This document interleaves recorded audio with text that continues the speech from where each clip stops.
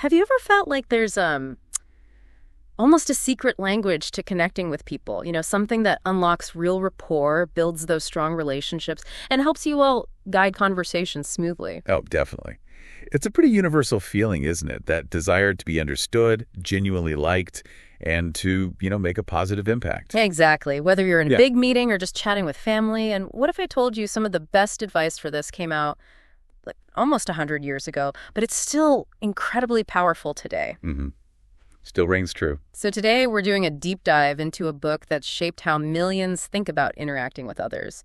Dale Carnegie's How to Win Friends and Influence People. Ah, the classic. Yeah, first published way back in 1936. But it's not just some dusty old book. It really is like a blueprint for mastering interpersonal skills and finding success. Absolutely. So if you're looking to boost your communication, maybe step up your leadership game, or just connect more authentically, this book, it's definitely earned its timeless classic label. And what's really fascinating, I think, especially for you listening, is just how relevant it still feels in our, super connected digital world today. Right. Despite its age. Yeah. The core ideas just cut through all the noise. So if you're aiming to sharpen your social smarts, become a more effective leader, or even just build deeper connections when everything feels a bit fragmented, Carnegie offers this surprisingly clear roadmap. Okay. Before we dive deeper, just a quick reminder, please don't forget to hit that subscribe button and like the video. Yep. Helps us out a lot.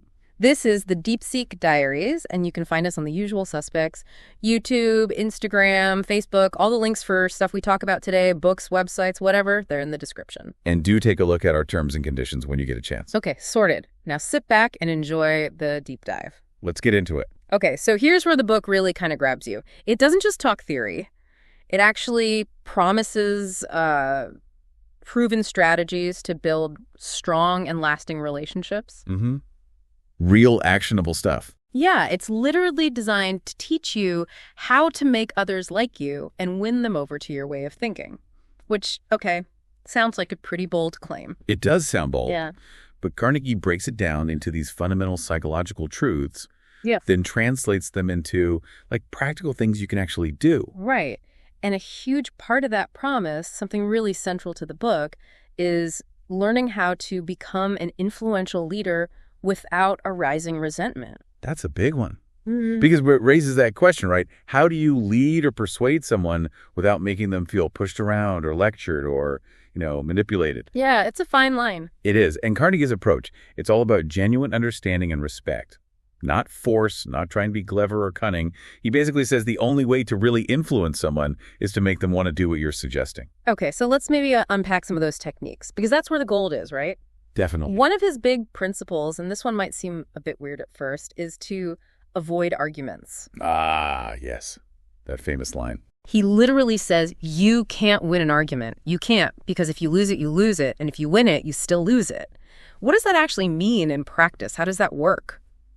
It's pretty profound when you think about it. His point is, even if you logically smash their points and win the debate, You feel good for a second? right, but you've probably pushed the other person away. You've made them feel small, attacked their pride, maybe even created some lasting resentment. Makes sense. So instead, he pushes for a softer approach.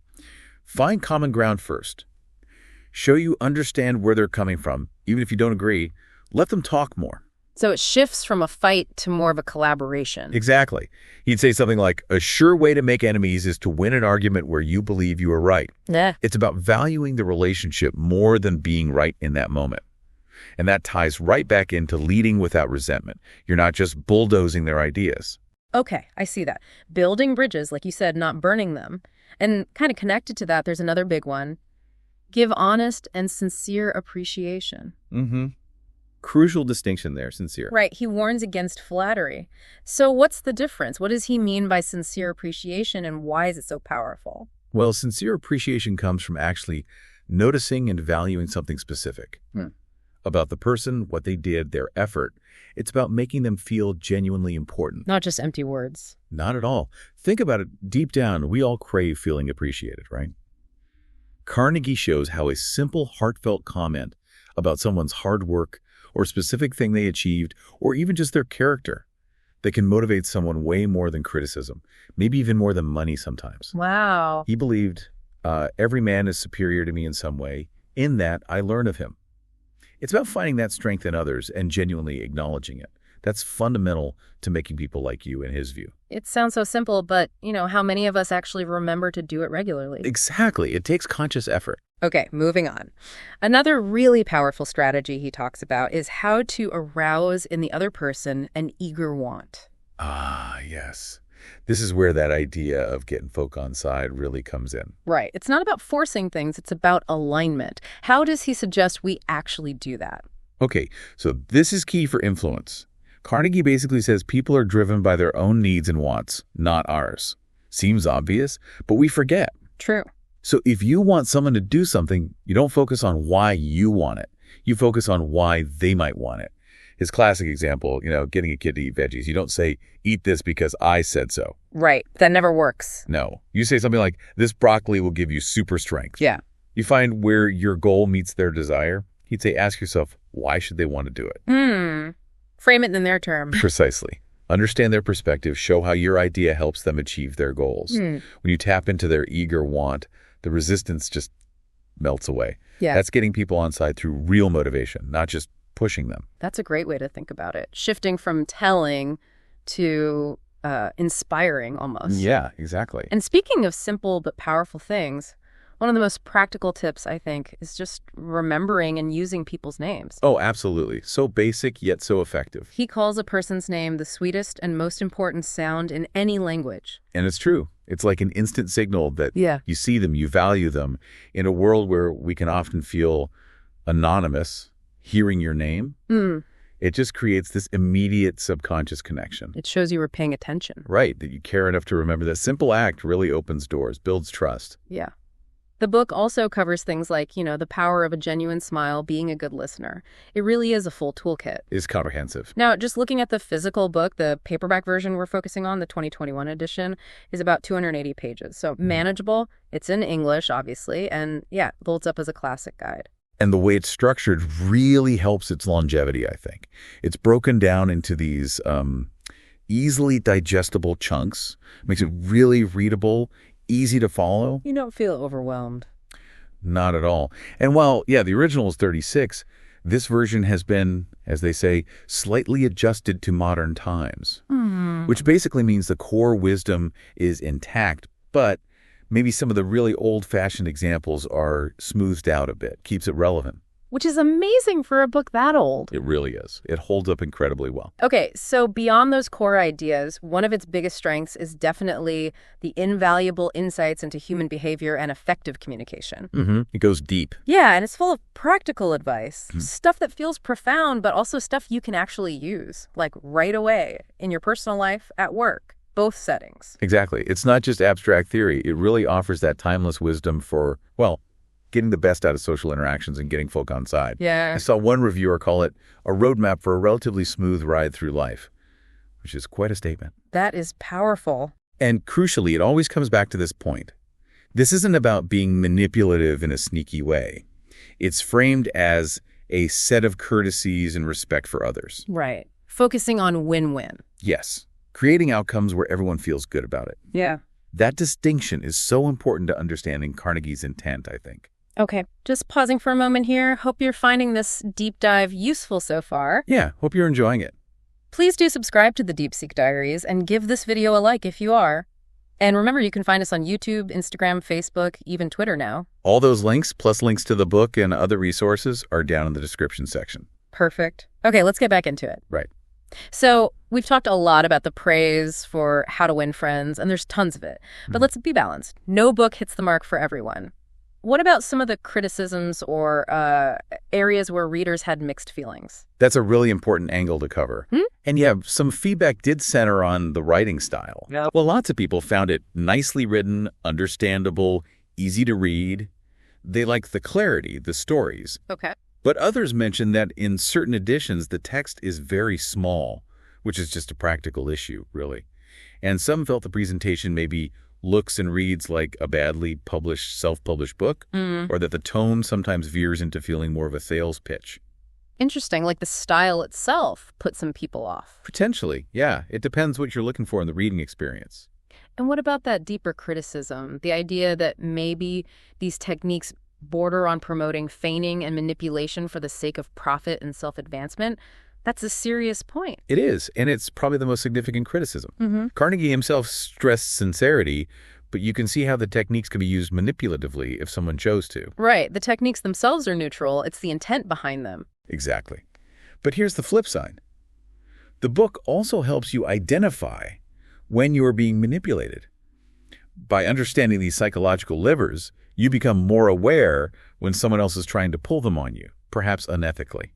So it's educational, even from a defensive standpoint. Precisely. There's huge value in just recognizing these dynamics. Yeah. And yeah, another point some readers made is that while the principles are timeless, some of the specific stories and examples feel somewhat dated. From the 1930s, yeah, you'd expect that. Right. So sometimes you need to do a little mental translation to see how it applies today. Okay, so considering all that, the good and the maybe challenging, who is this book really for? Who gets the most out of it? Well, it seems clearly aimed at anyone looking to enhance their social skills and influence, just broadly. Anyone dealing with people, basically. Pretty much. If you're anybody who wants to improve their life and the way they deal with people, it's consistently recommended. It's highlighted as especially useful for those of us who manage people. Leaders, managers. Yeah, giving them tools to inspire rather than just command. And maybe unsurprisingly, given when it was written, it's often called essential from people in sales. Mm-hmm. But honestly, the applications go way beyond just sales. So it's got broad appeal, but who might not click with it? Well, if you're really not into psychology, as one reviewer put it, or if you find what some called long-winded and boring writing styles a bit tough, you might struggle. If you prefer just bullet points, maybe? Possibly. Oh. It relies heavily on stories and anecdotes to illustrate the points. If you're not willing to engage with those and think about how to apply the lessons yourself, you might miss the depth. It kind of asks for active participation from the reader. Okay, that makes sense. So bringing it all together, what's the practical takeaway for you listening right now? The real magic of this book seems to be how actionable it is. Totally. It gives you these practical and directly applicable lessons you can literally use tomorrow, or even today. Whether you're in a tough negotiation at work or just trying to connect better with your partner or kids. Exactly right. You can start implementing these principles in your very next conversation. It's about improving those daily interactions, listening more deeply, showing genuine interest, building stronger, more resilient relationships. Getting better at the human stuff. Yeah, it boils down to getting the best out of social interactions and truly getting folk on side, but through respect, understanding, focusing on their needs. It's a mindset shift, really, not just a list of tricks. And the impact seems undeniable when you look at the sheer numbers, the social proof, as they say. Very staggering. Yeah, on Amazon, 4.4 out of 5 stars. From over 112,000 global ratings, that's huge. And the feeling is overwhelmingly positive. 65% gave it 5 stars, another 22% gave it 4 stars. And when you dig into those reviews, you see the same themes popping up again and again, echoing what we've been discussing. Like what? Well, value for money is a big one. People consistently call it brilliant, classic, essential, and flat out worth the money. They feel like they got way more value than the price of the book. Comments like, great book, pleasure to read. So the investment pays off for them. Seems so. Then there's readability. Lots of reviewers love that it's highly readable, appreciated the directly applicable lessons, the common sense approach. Not too academic or dense. Right. Many call it a must-read book, talk about its timeless wisdom. Someone even said it should be in schools around the world. That's pretty high praise for a self-help book. Wow. And the actual content, the advice itself. Huge praise there, too. Yeah. Called a professional self-help guide with practical advice, applicable in both personal and professional settings. People talk about the brilliant life lessons, how it's not just about business tactics, but about becoming a better, more empathetic person, how it genuinely changes interactions. That's powerful stuff. But then, as we mentioned, the writing style wasn't a universal hit. Correct. Even with all the praise, you still see those comments. Many loved it, found it easy to read, well-written. But others did mention the very small text issue, or felt the presentation seemed badly published, or even like that sales pitch tone. So how it looks and feels seems to matter to some. Presentation counts. And that enthralling factor, whether it grips you, was also mixed. Some found it totally engaging, loved the interesting stories, the anecdotes. Others admitted they found it hard work to read, long-winded, and boring. So it really depends on the reader's style. It seems so. And that manipulation concern definitely appeared in reviews, too. One person specifically mentioned teachings bordering on feigning and manipulation for profit, especially in sales. But interestingly, that same reviewer also pointed out its value in helping you identify when you are being manipulated. Reinforcing that dual insight again. Learn the tools both to use ethically and to recognize in others. Exactly. So wrapping it all up, it seems customer feedback overwhelmingly backs up the book's reputation. It's seen as an invaluable resource, even life-changing for many who really engage with it. It definitely holds its title as a true masterpiece for a huge number of readers. No doubt about its impact over the decades. Okay, so as we finish this deep dive, here's a final thought for you to chew on. We live in this world of instant messages, quick likes, often pretty superficial online interactions.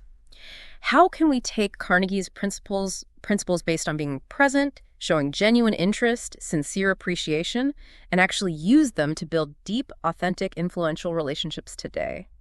Is it even possible to cut through all that digital noise? I think it absolutely is. Maybe it's even more important now. The core of his message really is about simple courtesy and deep respect.